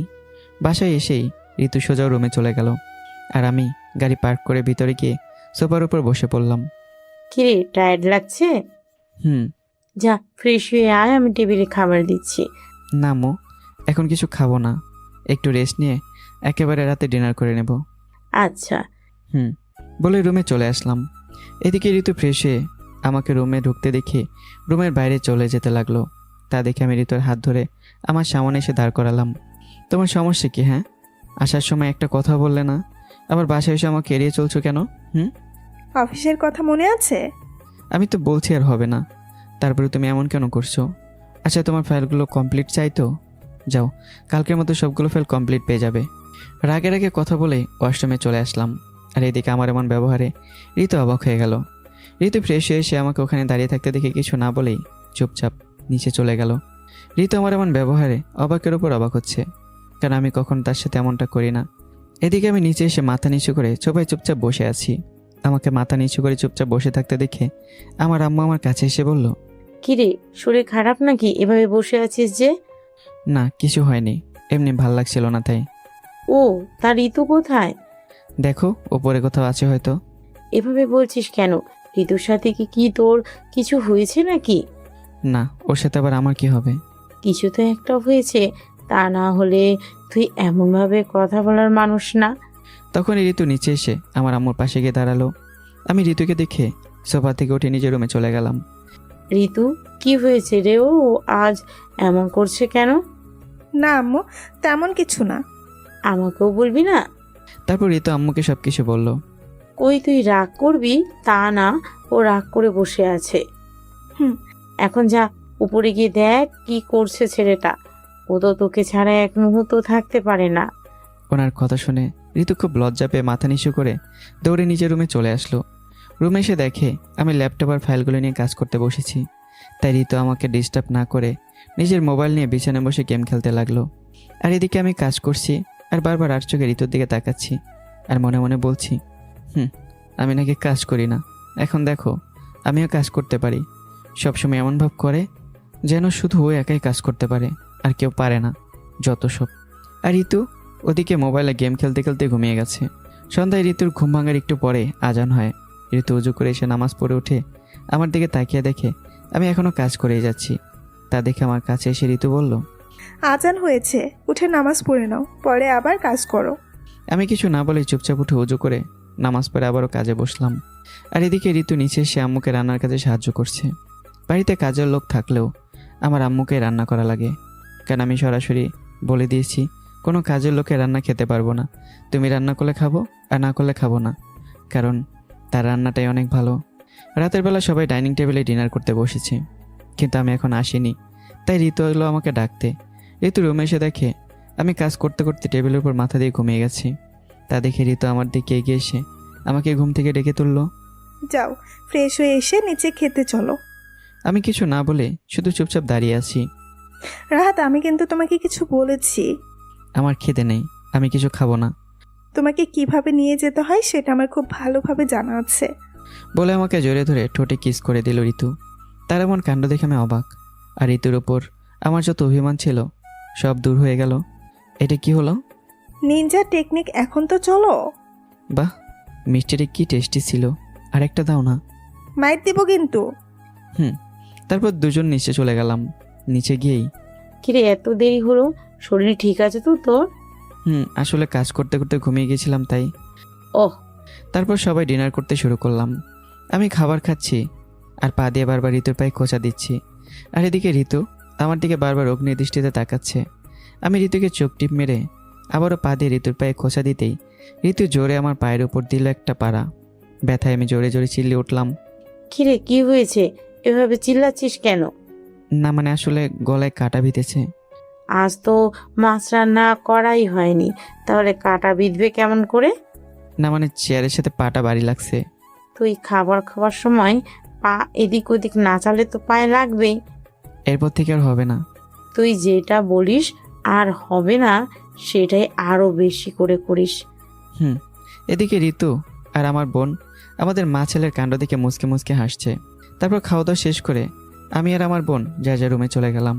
আর এদিকে ঋতু আর আমার আম্মু মিলে সব কিছু গুছিয়ে রুমে চলে আসলো। ঋতু রুমে ঢুকতে গেলে দেখে আমি দরজার সামনে দাঁড়িয়ে আছি। তা দেখে ঋতু বলল, এভাবে দরজার সামনে দাঁড়িয়ে আছো কেন? তখন আমার পায়ের উপর পাড়া মারলে কেন? তুমি আমার পায়ে তোমার পা দিয়ে বারবার খোঁচা দিচ্ছিলে কেন? পাড়া দিয়েছি, বেশ করেছি, এখন দরজার সামনে থেকে সরো তো। তোমাকে তো আজ আমি বলে ঋতুর হাত ধরে টান দিয়ে ঋতুকে রুমের ভিতরে এনে দরজা আটকে লাইট অফ করে কোলে তুলে বিছানার দিকে নিয়ে যেতে লাগলাম। আর ঋতু আমার বুকের উপর বারবার কিল ঘুষি দিয়ে বলছে, রাহাত, এইটা কিন্তু ঠিক হচ্ছে না, ছাড়ো আমাকে। আমি ঋতুর কোনো কথা কানে না নিয়ে ওকে নিয়ে বিছানায় শুয়ে ল্যাম্পটা জ্বালিয়ে দিলাম। আর এদিকে ঋতু আমার বুকের উপর কিল ঘুষি দিচ্ছে আর বকে যাচ্ছে। তাই আমি নিজের ঠোঁট দিয়ে ঋতুর ঠোঁটটা আঁকড়ে ধরলাম। আর বাকিটা ইতিহাস হয়ে গেল। সকালে ঋতু ঘুম থেকে উঠে গোসল করে এসে বেজা চুল নিয়ে আমার মুখের উপর পানি ছেটা দিয়ে আমাকে ঘুম থেকে তুললো। সারা রাত ঘুমোতে দিলে না, আবার এখনও দিচ্ছে না। কি? আমি তোমাকে ঘুমাতে দেইনি না? তুমি আমাকে ঘুমাতে দাওনি। এই একই তো হলো, তোমার জন্যই তো ঘুমোতে পারিনি বলে ঋতুকে জড়িয়ে ধরলাম। এখন আবার দুষ্টুমি শুরু করছো? আমি আমার বউয়ের সাথে দুষ্টুমি করতেছি, তাতে তোমার কি? তোমাকে তো আমি বলে ধাক্কা মেরে বিছানা থেকে ফেলে দিল। আমি নিচে পড়ে গড়াগড়ি খাচ্ছি আর বলছি, আমাকে তো ঠাস করে ফেলে দিলে, এবার বালিশটাও ঠুস করে ফেলে দাও, নিচে একটা ঘুম দিয়ে দিই। তোমাকে তো আমি বলেই বালিশ আমার মুখের উপর ছুঁড়ে মারলো, আর আমি বালিশ পেয়ে ঋতুকে ধন্যবাদ দিয়ে মাথার নিচে বালিশটা দিয়ে শুয়ে পড়লাম। আর ঋতুকে নামাজ পড়ে এসে দেখলো আমি এখনও পড়ে পড়ে ঘুমাচ্ছি। তা দেখে রাগে রাগে অষ্টমীকে এক বালতি পানি এনে সবটাই আমার উপর ঢেলে দিল। ঋতু, মনে হয় বৃষ্টি হচ্ছে, ছাতাটা দাও তো। লাফ দিয়ে আমি ঘুম থেকে উঠলাম আর এই কথাটা বললাম। এখন তো শুধু বৃষ্টি হচ্ছে, এরপর তো ছাটার বাড়ি পড়বে। ও, তার মানে আবারও তুমি আমার মাথায় পানি ঢালছো? এখন যান, গোসল করে এসে নামাজ পড়ে নিন। যাচ্ছি যাচ্ছি বলে ওয়াশরুমে চলে গেলাম। আর ঋতু ঘরটা গুছিয়ে নিচে চলে গেল। আমি গোসল শেষ করে নামাজ পড়ে আবার বিছানায় গিয়ে শুয়ে পড়লাম। আর ঋতু রান্না করে কি আম্মুকে বলল আম্মুকে হেল্প করবে। তুই আবার রান্না করে আসছিস? তো কি, আমি শুধু ঘরে বসে খেয়ে খেয়ে মোটা হব? থাক, আর মুখ ফোলাতে হবে না। এখন থেকে আসবি রান্না করে, কিন্তু আগুনের থেকে দূরে থাকবি। আচ্ছা। হয়েছে, ছাড়, এখন আমাকে রান্না করতে দে। আর তোমার কি কি লাগবে বলো, আমি এগিয়ে দিচ্ছি। রান্না শেষে ঋতু, তুই গিয়ে রাহাতকে আর ইমনকে ডেকে নিয়ে আয়, আমি টেবিলে খাবার দিচ্ছি। আচ্ছা। বলে রান্নাঘর থেকে বেরিয়ে প্রথম ইমার রুমে গেল। নন্দী আসবো। আরে ভাবি, তুমি আসবা, আবার জিজ্ঞেস করা লাগে নাকি? আসো তাড়াতাড়ি।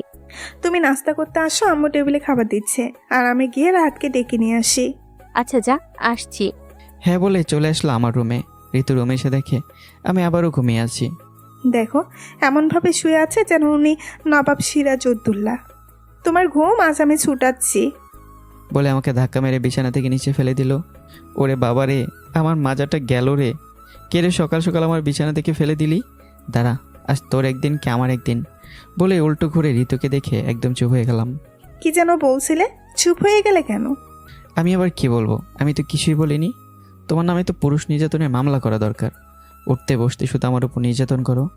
একদিন আমারও সময় আসবে, সেদিন আমি তোকে দেখে নেব। এসব মনে মনে বললাম।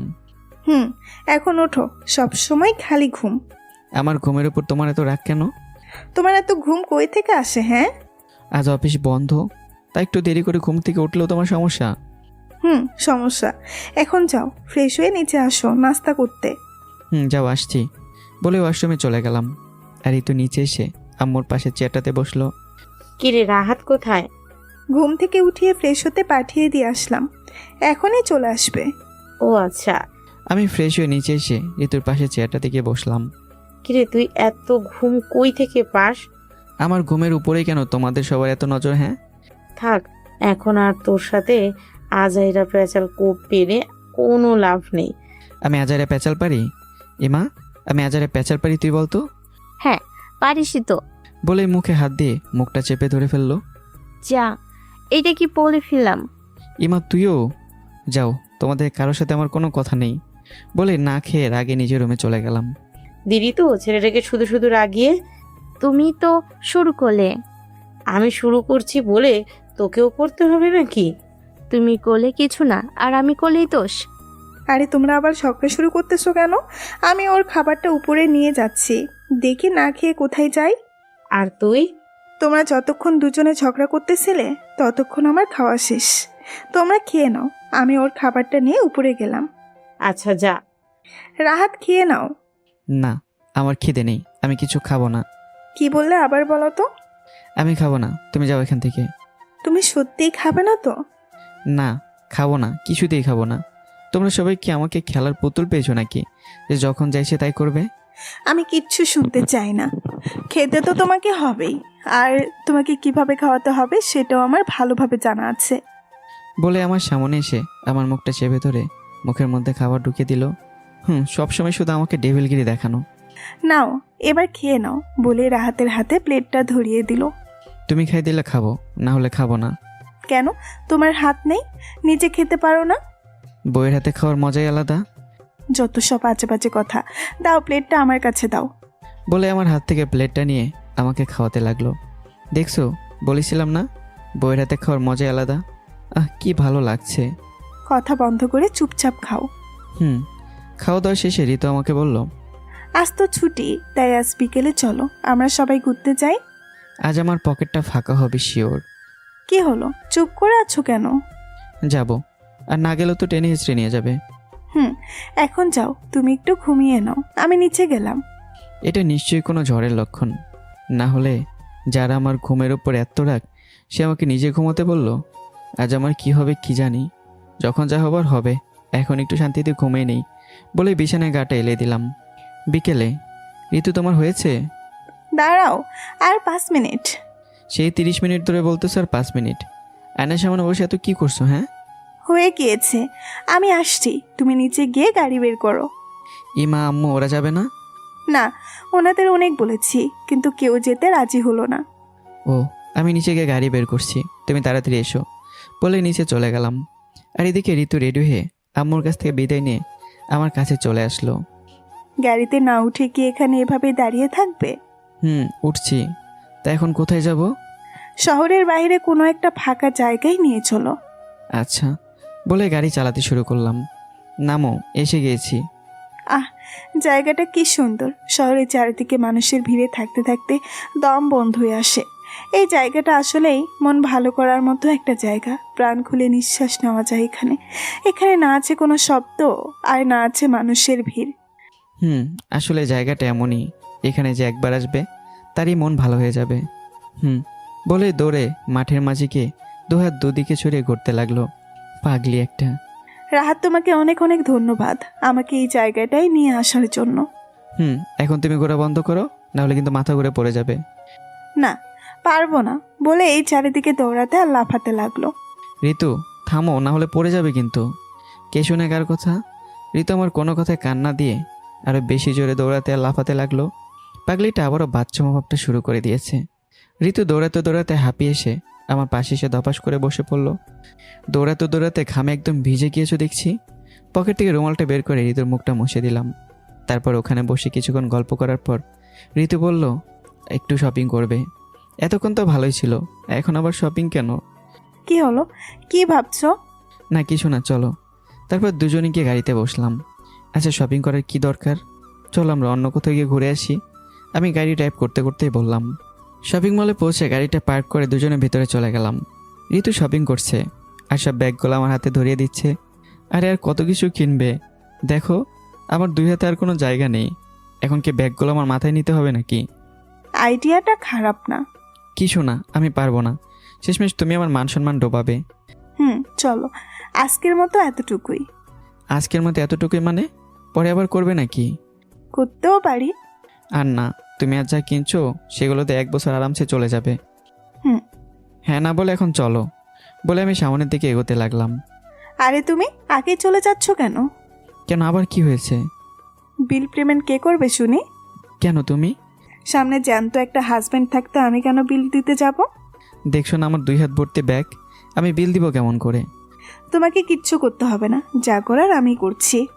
বলে আমার পকেট থেকে মানি ব্যাগটা বের করে বিল পেমেন্ট করলো। গেল আমার টাকাগুলো। এখন দাঁড়িয়ে না থেকে চলো। চলো। তা এখন কোথায় যাব? ভালো কোনো একটা রেস্টুরেন্টে চলো। আচ্ছা বলে গাড়ি চালাতে লাগলাম। তারপর দুজনে একটা রেস্টুরেন্টে গিয়ে খাওয়া দাওয়া করে বাসায় ফেরার উদ্দেশ্যে রওনা হলাম। রাহাত, গাড়ি থামাও। কি হয়েছে? আইসক্রিম খাবো। এখন আইসক্রিম পাবো কোথায়? ওই যে দেখো সামনে। তুমি একটু আগে খেয়ে আসলে, এখন আবার আইসক্রিম খাওয়া লাগে তোমার? ধাও না এনে। যাচ্ছি বলে গাড়ি থেকে বেরিয়ে সামনের দিকে এগোতেই হঠাৎ সামন থেকে একটা গাড়ি এসে দিল ধাক্কা। এদিকে ঋতু কিছু একটা আওয়াজ শুনে ভয়ে চোখ বন্ধ করে জোরে চিৎকার করে উঠল। কি হয়েছে, এভাবে চিৎকার করে উঠলে কেন? আমি চিৎকার শুনে দৌড়ে গাড়িতে এসে বললাম, তোমার কিছু হয়নি তো?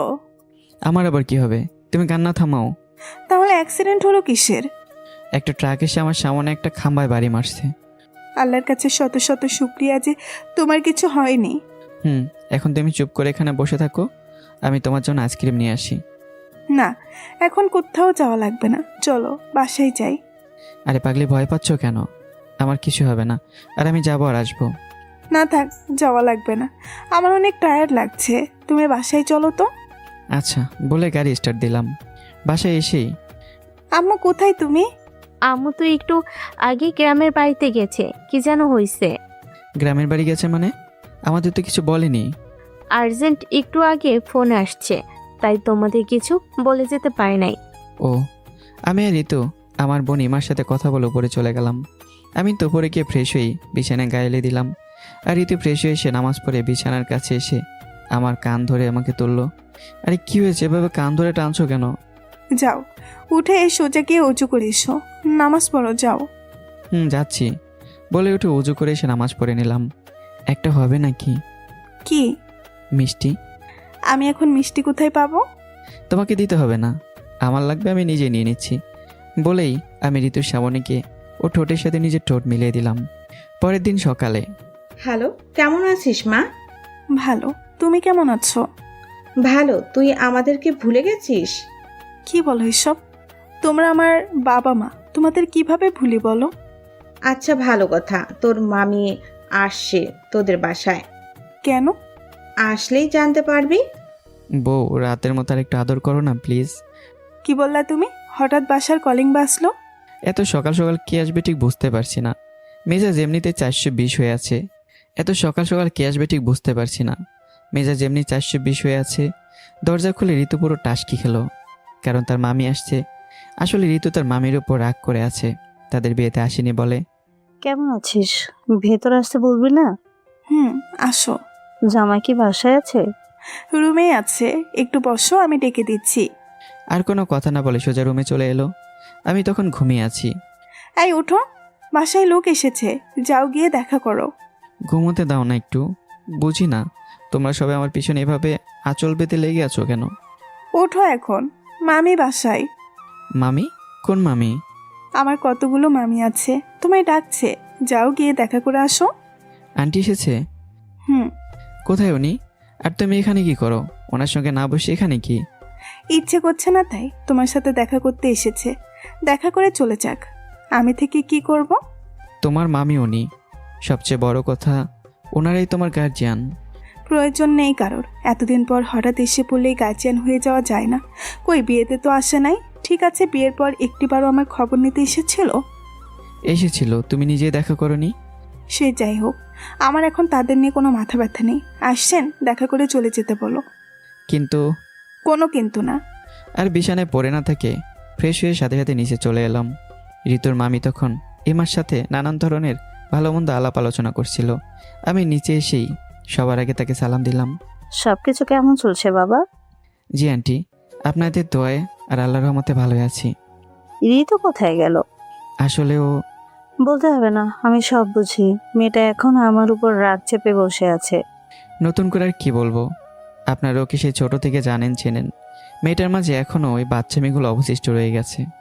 জানি বাবা, খুব ভালোভাবেই জানি। আঙ্কেলরা কেমন আছেন? উনি এলেন না যে? উনি কিছু দরকারে আটকে পড়েছেন, ফ্রি হলে অন্য সবাই চলে আসবে। হুম। পাগলি মেয়েটাকে দেখছি অনেক গুছিয়ে রেখেছে, পুরো গৃহবধূ হয়ে গেছে। এতদিন ধরে যত চিন্তা ছিল এখন সেটা হালকা হলেও কিছুটা কমবে। এখনও পুরোপুরি সম্ভব হয়নি। রাগ এখনও সারাক্ষণ তার নাকের ডগে উঠবস করে, অল্পতেই সামলানো কঠিন হয়ে পড়ে। মেয়েটা ছোট থেকে এমন, সময়ের সঙ্গে ঠিকই ঠিক হয়ে যাবে। তাছাড়া সারা জীবন তো এরকম হয়ে থাকবে না। আজ বাদে কাল যখন বাচ্চার মা হয়ে যাবে তখন ঠিকই সব বুঝে নেবে। তো বাবা, তোমার মা কোথায়? জি, কালকে একটা জরুরি কাজের জন্য গ্রামের বাড়িতে গেছে। ও, তোমরা একটু বসো, আমি ঋতুর সাথে কথা বলে আসি। আপনার যাওয়ার প্রয়োজন নেই, আপনি বসুন, ও কি ইমা গিয়ে ডেকে আনতেছে। জি আন্টি, আপনি একটু অপেক্ষা করুন, আমি ভাবিকে ডেকে দিচ্ছি। আচ্ছা। দুজনকে বসিয়ে রেখে ইমা গেল ডাকতে। এদিকে ঋতু, সে আড়াল থেকে এতক্ষণ সবার কথাগুলো শুনছিল। তোমাদের একটা কথা জানানোর ছিল বাবা। জি অবশ্যই। দেখো, বিয়ের পর মেয়েটা আমাদের উপর রাগ করে আর আমাদের বাসায় যায়নি, সাথে তোমাকেও নিয়ে যেতে পারেনি। পরশুদিন থেকে বাসায় একটা ছোট অনুষ্ঠান আয়োজন হতে যাচ্ছে। আমরা চাইছি তোমরা সবাই সেখানে উপস্থিত থাকো। অনুষ্ঠানটা কিসের? তৃষাকে তো চেনই, আমার ছোট মেয়ে। হুম। সবাই মিলে একটা ছেলে পছন্দ করেছে। ছেলেটা মোটামুটি ভালো পরিবারের, পরশুদিন থেকে বিয়ে শুরু, সবাইকে জানানো শেষ। এখন যদি তোমরাও আসতে তাহলে আমি আপাকে বলছিলাম, ওনারা বলছে যেতে পারবে না, বয়স হয়েছে অনেক, তাই ওনারা বলেছে ঋতুর সাথে কথা বলার জন্য। না, আমরা কেউ কোথাও যাব না। কি হচ্ছে এগুলো? কেন রে মা, নিজের বোনের বিয়েতে তুই বোন হয়ে থাকবি না? না, থাকবো না। আর আমার কোনো বোন নেই, কেউ নেই আমার। আমি জানি তুই আমাদের উপর এখনো অনেক রেগে আছিস, অনেক অভিমান জমে আছে। কারোর উপর কোনো রকমের রাগ অভিমান নেই। তাহলে কাঁদছিস কেন? কে কাঁদছে? কই, আমি তো কাঁদছি না। ছাড়ো আমায়, ছুবে না। কেন এসেছো এখানে? জানিস না কেন এসেছি? না, জানি না। কিন্তু আমি জানি। আমি এখানে এসেছি আমার এক ছোট্ট মেয়ের কাছে, যে আমার উপর অনেক রাগ চেপে অভিমান করে বসে রয়েছে। তো সেখানে যাও, এখানে কি? মেয়েটাই যে এখানে, করবো কি কিছুই ভেবে পাচ্ছি না। এতদিন ধরে পাগলিটাকে বোঝাতে চাইছি, কিন্তু বোকা মেয়েটা কিছুই বুঝতে চাইছে না। অযথা মিথ্যা অভিমানের পাহাড় তৈরি করে বসে রয়েছে। খারাপ তোমরা সবাই, অনেক খারাপ। লাগবে না কাউকে। এতদিনে একবারও আমার খবর নিয়েছো? কি ভেবেছিস আমরা তোর খবর রাখি না? পাগলি, সেই ছোট থেকে তোকে কে নিজের মায়ের মতো মানুষ করে গেছি। হ্যাঁ, এটা আলাদা কথা যে তোদের সারাক্ষণ একটু শাসনে রাখতাম, তবে সেটা কিন্তু তোদের ভালোর জন্যই। আমরা কেউ কখনো তোদের খারাপ চাইনি। তাহলে এতদিনে একটিবারও খোঁজ খবর নিয়েছিলে? কতবার এসে ফিরে গেছি মনে আছে? যতবার তোর সাথে দেখা করতে এসেছি ততবারই তুই সবাইকে এড়িয়ে গেছিস। যাব না আমি। বোনের বিয়ে জেনেও যাবে না? জানিস মেয়েটা তোর যাওয়ার আশায় পথেই বসে আছে। তোরা না গেলে বিয়েটা সম্পূর্ণভাবে আপনই থেকে যাবে। আমরা না গেলেও বিয়েটা সম্ভব। কেউই যাব না আমরা। আমরা নয়, জাস্ট আমি। তুমি না গেলে সমস্যা নেই, আমরা যাচ্ছি। মানে? তুমি যাবে না এটা সম্পূর্ণ তোমার ব্যক্তিগত ব্যাপার, এতে আমি কিছু বলবো না। তার সাথে আমাকে জড়াবে না, জামাই বলে কথা। আমি না গেলে বিয়ে জমবে কিভাবে? আন্টি আপনি চিন্তা করবেন না, কেউ সঙ্গে যাক আর না যাক, আমি যাচ্ছি। ভাই, তোমার সাথে আমিও একমত। কথাটা শুনে ইমার দিকে অনেকটা চোখগুলো ছোট ছোট করে তাকিয়ে রইল ঋতু। দেখে মনে হচ্ছে এক্ষুনি চোখ দিয়ে আস্ত কাঁচাই কে ফেলবে। আমি মামিকে নিয়ে সোফায় বসে রইলাম। ইমা গেল প্যাকিং করতে। ভাইয়া, আমি রেডি, সব প্যাকিং করা শেষ। এত জলদি? তুই তো দেখছি আমার চেয়েও গতিশীল। যাক, ভালোই হলো। তো এবার রওনা দেওয়া যাক মিশন শ্বশুর বাড়ি। ঠিক বলেছিস, চলুন আন্টি। কিন্তু বাবা ঋতু। আরে ওর কথা রাখুন, ও তো বললোই আপনার সাথে যাবে না। যেহেতু যেতে চাইছে না, তাহলে অযথা জোর করে লাভ কি? এর চেয়ে ভালো রওনা দিয়ে দেই। অনেক দিন হলো জামাই আদর পাইনি, সাথে আমার শালিগুলোকেও দেখিনি। কিন্তু কোনো কিন্তু না। তো তুমি বাসায় থাকো, আমরা চললাম। হ্যাঁ যাও, আমার আর বলতে বলেছি। না, এমনি বলে গেলাম, জানানোটা একজন স্বামীর কর্তব্য মনে হলো। জানোই তো আমি ছেলেটা এদিক থেকে কতটা ভরসাশীল। ভাইয়া চল তো। আর কোনো কথা না বলেই সবাইকে নিয়ে আমি বাসা থেকে ঋতুর সামন দিয়ে বাইরে বের হয়ে এলাম। আসার সময় কোনো ধরনের কথা বলিনি। ঋতুর মুখে কোনো কথা না বললেও ভেতরে ভেতরে পুরো রেগে আগুন হয়ে যাচ্ছে। আমরা এমন কিছু করব সেটাও কল্পনা তো করতে পারিনি। কুত্তা, বিড়াল, রাম ছাগল, যা না যা, আমার কি? আপনার গালির ঝুড়ি শেষ হলে এবার একটু কষ্ট করে আমার সঙ্গে আসবেন। তুমি? হ্যাঁ, আমি চলেই যাচ্ছিলাম। তারপর ভাবলাম যাওয়ার আগে একটু পাখিটার মধুর কণ্ঠের মিষ্টি মধুর গান শুনে যাই। যাই বলো, তোমার গানগুলো কিন্তু জোস। ফিরে না আসলে জানতেই পারতাম না তুমি এত মধুর গান গাইতে পারো। যাওনি কেন এখনো? চলেই তো যাচ্ছিলাম। তোমার কি মনে হয় তোমার জন্য ফেরত আসবো? আমি একবারও তা বলেছি? যাচ্ছি, আগে সেই প্রয়োজনীয় জিনিসটা নিয়ে নেই। ওটা কাছে না থাকলে রাতে ঘুম হবে না। কি এমন প্রয়োজনীয় জিনিস শুনি? তোমার জানার প্রয়োজন নেই। রাগে অন্য পাশে মুখ ফিরিয়ে নিল। পুরো শরীর জ্বলতে শুরু করেছে ঋতুর। সে ভেবেছিল আমি তোর জন্য আবার ফেরত এসেছি, কিন্তু কোথায় কি। এদিকে আমি কোনো কথা না বলে শুধু মুখ চেপে হাসছি। মনে মনে যা ভেবেছিলাম ঠিক তাই হলো। তার মানে বউটা সত্যি সত্যি রেগে আগুন হয়ে আছে। আমি জানতাম ঋতুর সাথে এরকম কিছু করলে মেয়েটা রেগে যাবে। আরে করছোটা কি? নামাও আমায়। চুপচাপ বসে থাকো, কোনো কথা বলবে না। আমায় কোলে তুলে এখন আমাকেই চুপ থাকতে বলছো? নামাও বলছি। কোথায় নিয়ে যাচ্ছ? বউ, তুমি কিভাবে ভাবলে আমি আমার পাখিটাকে ছাড়া একাই চলে যাব? কিভাবে এটা সম্ভব? কোথাও যাচ্ছি না আমি, নামাও বলছি। ঋতুর কথায় কান্না দিয়ে জোর করে কোলে তুলে বাইরে নিয়ে এলাম। এভাবে তুলে আনতে দেখে ইমা সহ সবাই অবাক। বাইরে এমন কাজী মা তো মুখ চেপে হাসতে শুরু করে দিয়েছে। ভেতরে কিছু মনে না হলেও বাইরে এরকম অবস্থায় আসাতে ঋতুর লজ্জা লাগতে শুরু করলো। কোনো কথা হবে না, চুপচাপ বসে থাকো। এমন কিছু ঘটবে ভাবতেও পারোনি। কাজটা ভালো হচ্ছে না। চুপচাপ বসে থাকে বউ, ভালো মন্দ সেটা আমার উপর ছেড়ে দাও। যাই বলো ভাই, দৃশ্যটা কিন্তু জোস, যা দেখালে না। এরকম শো সারাক্ষণ দেখতে পারবি। আবারও হাসতে শুরু করলো। এদিকে ঋতু গাড়ির মাঝে বসে শুধু রাগে ফুঁসছে। আমার উপর বেশ রেগে আছে। ঋতুর মামি নিজেও আমাদের কাণ্ড দেখে চুপচাপ বসে থাকতে পারলো না। পুরো রাস্তায় ঋতু আর তেমন কোনো কারোর সাথে কথাই বলেনি। পুরো মুখ বাংলার পাঁচের মতো করে রেখেছিল। বাসার কাছাকাছি চলে আসতেই একসময় ঋতুরা কিছুটা চেঞ্জ হয়। মুখে প্রকাশ না করলেও ভেতর ভেতর অদ্ভুত এক হাসি ঋতুর মাঝে বেশি উঠছিল। এতদিন পর ঋতুকে আসতে দেখে বাসার সবাই অনেক খুশি হয়, বিশেষ করে আমি আসার কারণে। মেয়ের জামাই বিয়ের পরে এই প্রথম বাসায় বেড়াতে এসেছে।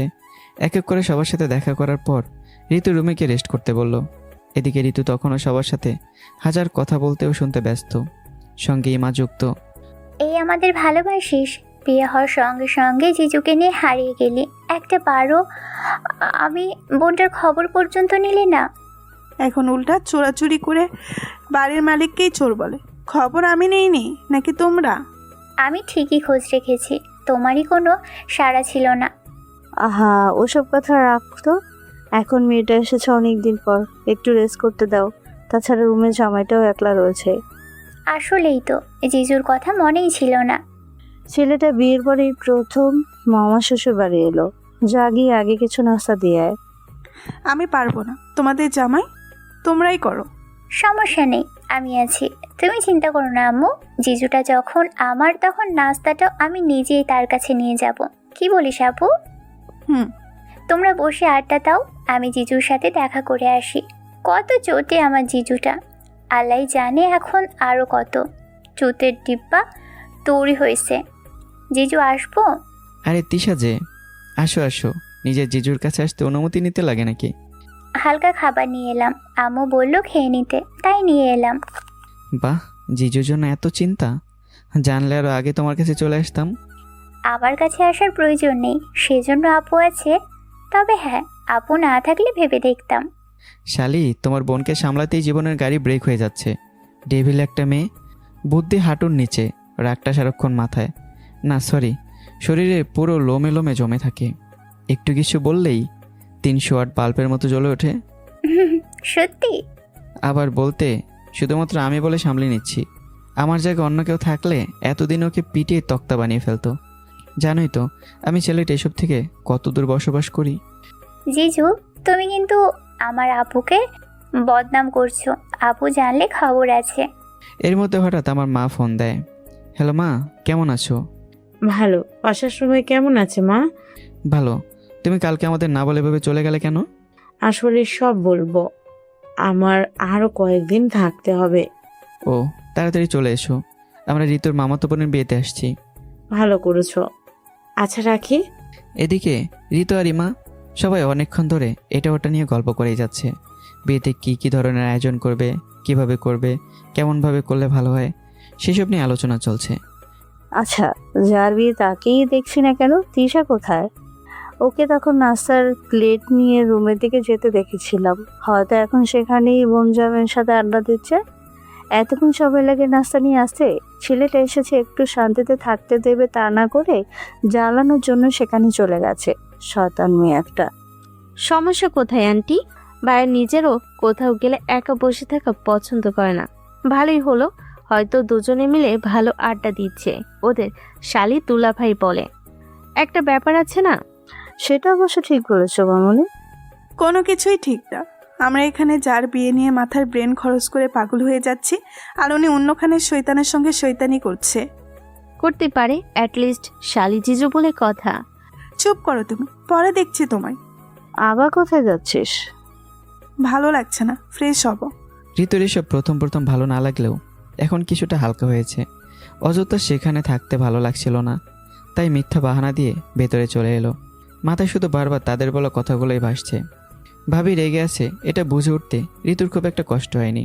রেগে যাচ্ছে দেখে ইচ্ছে করে আবার রাগিয়ে দিল। সেখান থেকে উঠে এসে সোজা রুমের দিকে ছুটল। হাসছো কেন? হাসির কিছু বলেছি আমি? মিথ্যা বলতে করেছো তাই না? তুমি যা বলেছো সেটা কোনো দিনও সত্যি হবে না, অন্তত আমার বিশ্বাস হয় না। তুমি আর তোমার বোন একই রকম হয়েছো। কি জিজু, কোথায় হারিয়ে গেলে? না কিছু না। এত মনোযোগ দিয়ে কাকে চিন্তা করছো? ভাবছি এবার পালাতে হবে, শুধু সাথে যাওয়ার মতো কোনো সঙ্গী পাচ্ছি না, কেউ একজন হলেই হারিয়ে যাব। আপু জানলে কিন্তু খবর আছে। সেখানেই সমস্যাটা, আর কতদিন এক নৌকায় পাড়ি জমাবো। ভেবেছিলাম আমার আদরের একমাত্র শালিটাকে নিয়ে ভেগে যাব, কপাল সব মাটি হয়ে যাচ্ছে। এখনো কিছুই হয়নি, তুমি হ্যাঁ তো বলো, আমি সাথে সাথে রাজি হয়ে যাব। শুধু বলো পালাবো কবে। বলো কি, পালাবে আমার সাথে? অবশ্যই, এরকম কিউট একটা জিজু পেলে কেই বা না করতে চাইবে। আমি এক পায়ে রাজি, শুধু বলো কবে, কখন, কিভাবে যেতে হবে।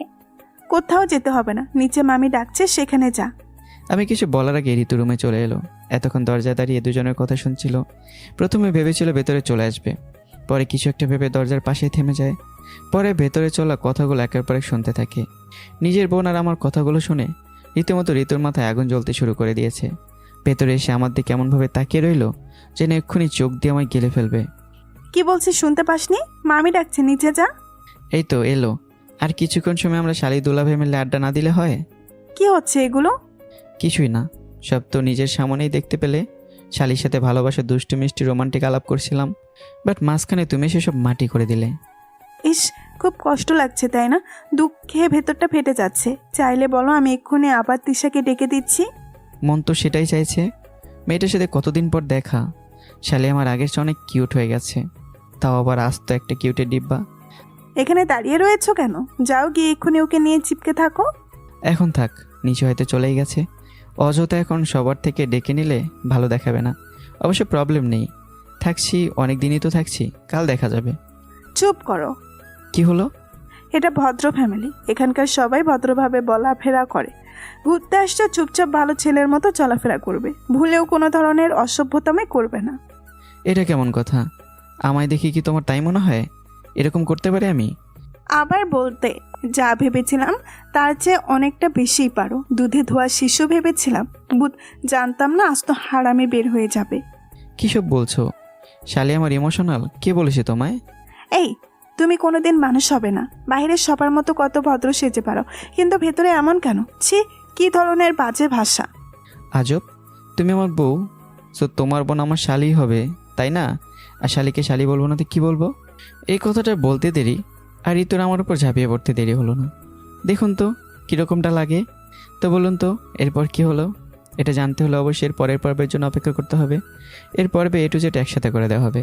আর গল্পটা কেমন হচ্ছে অবশ্যই জানাতে ভুলবে না। দেখা হচ্ছে নতুন গল্পে। ভালো থাকবে, সুস্থ থাকবে, টাটা।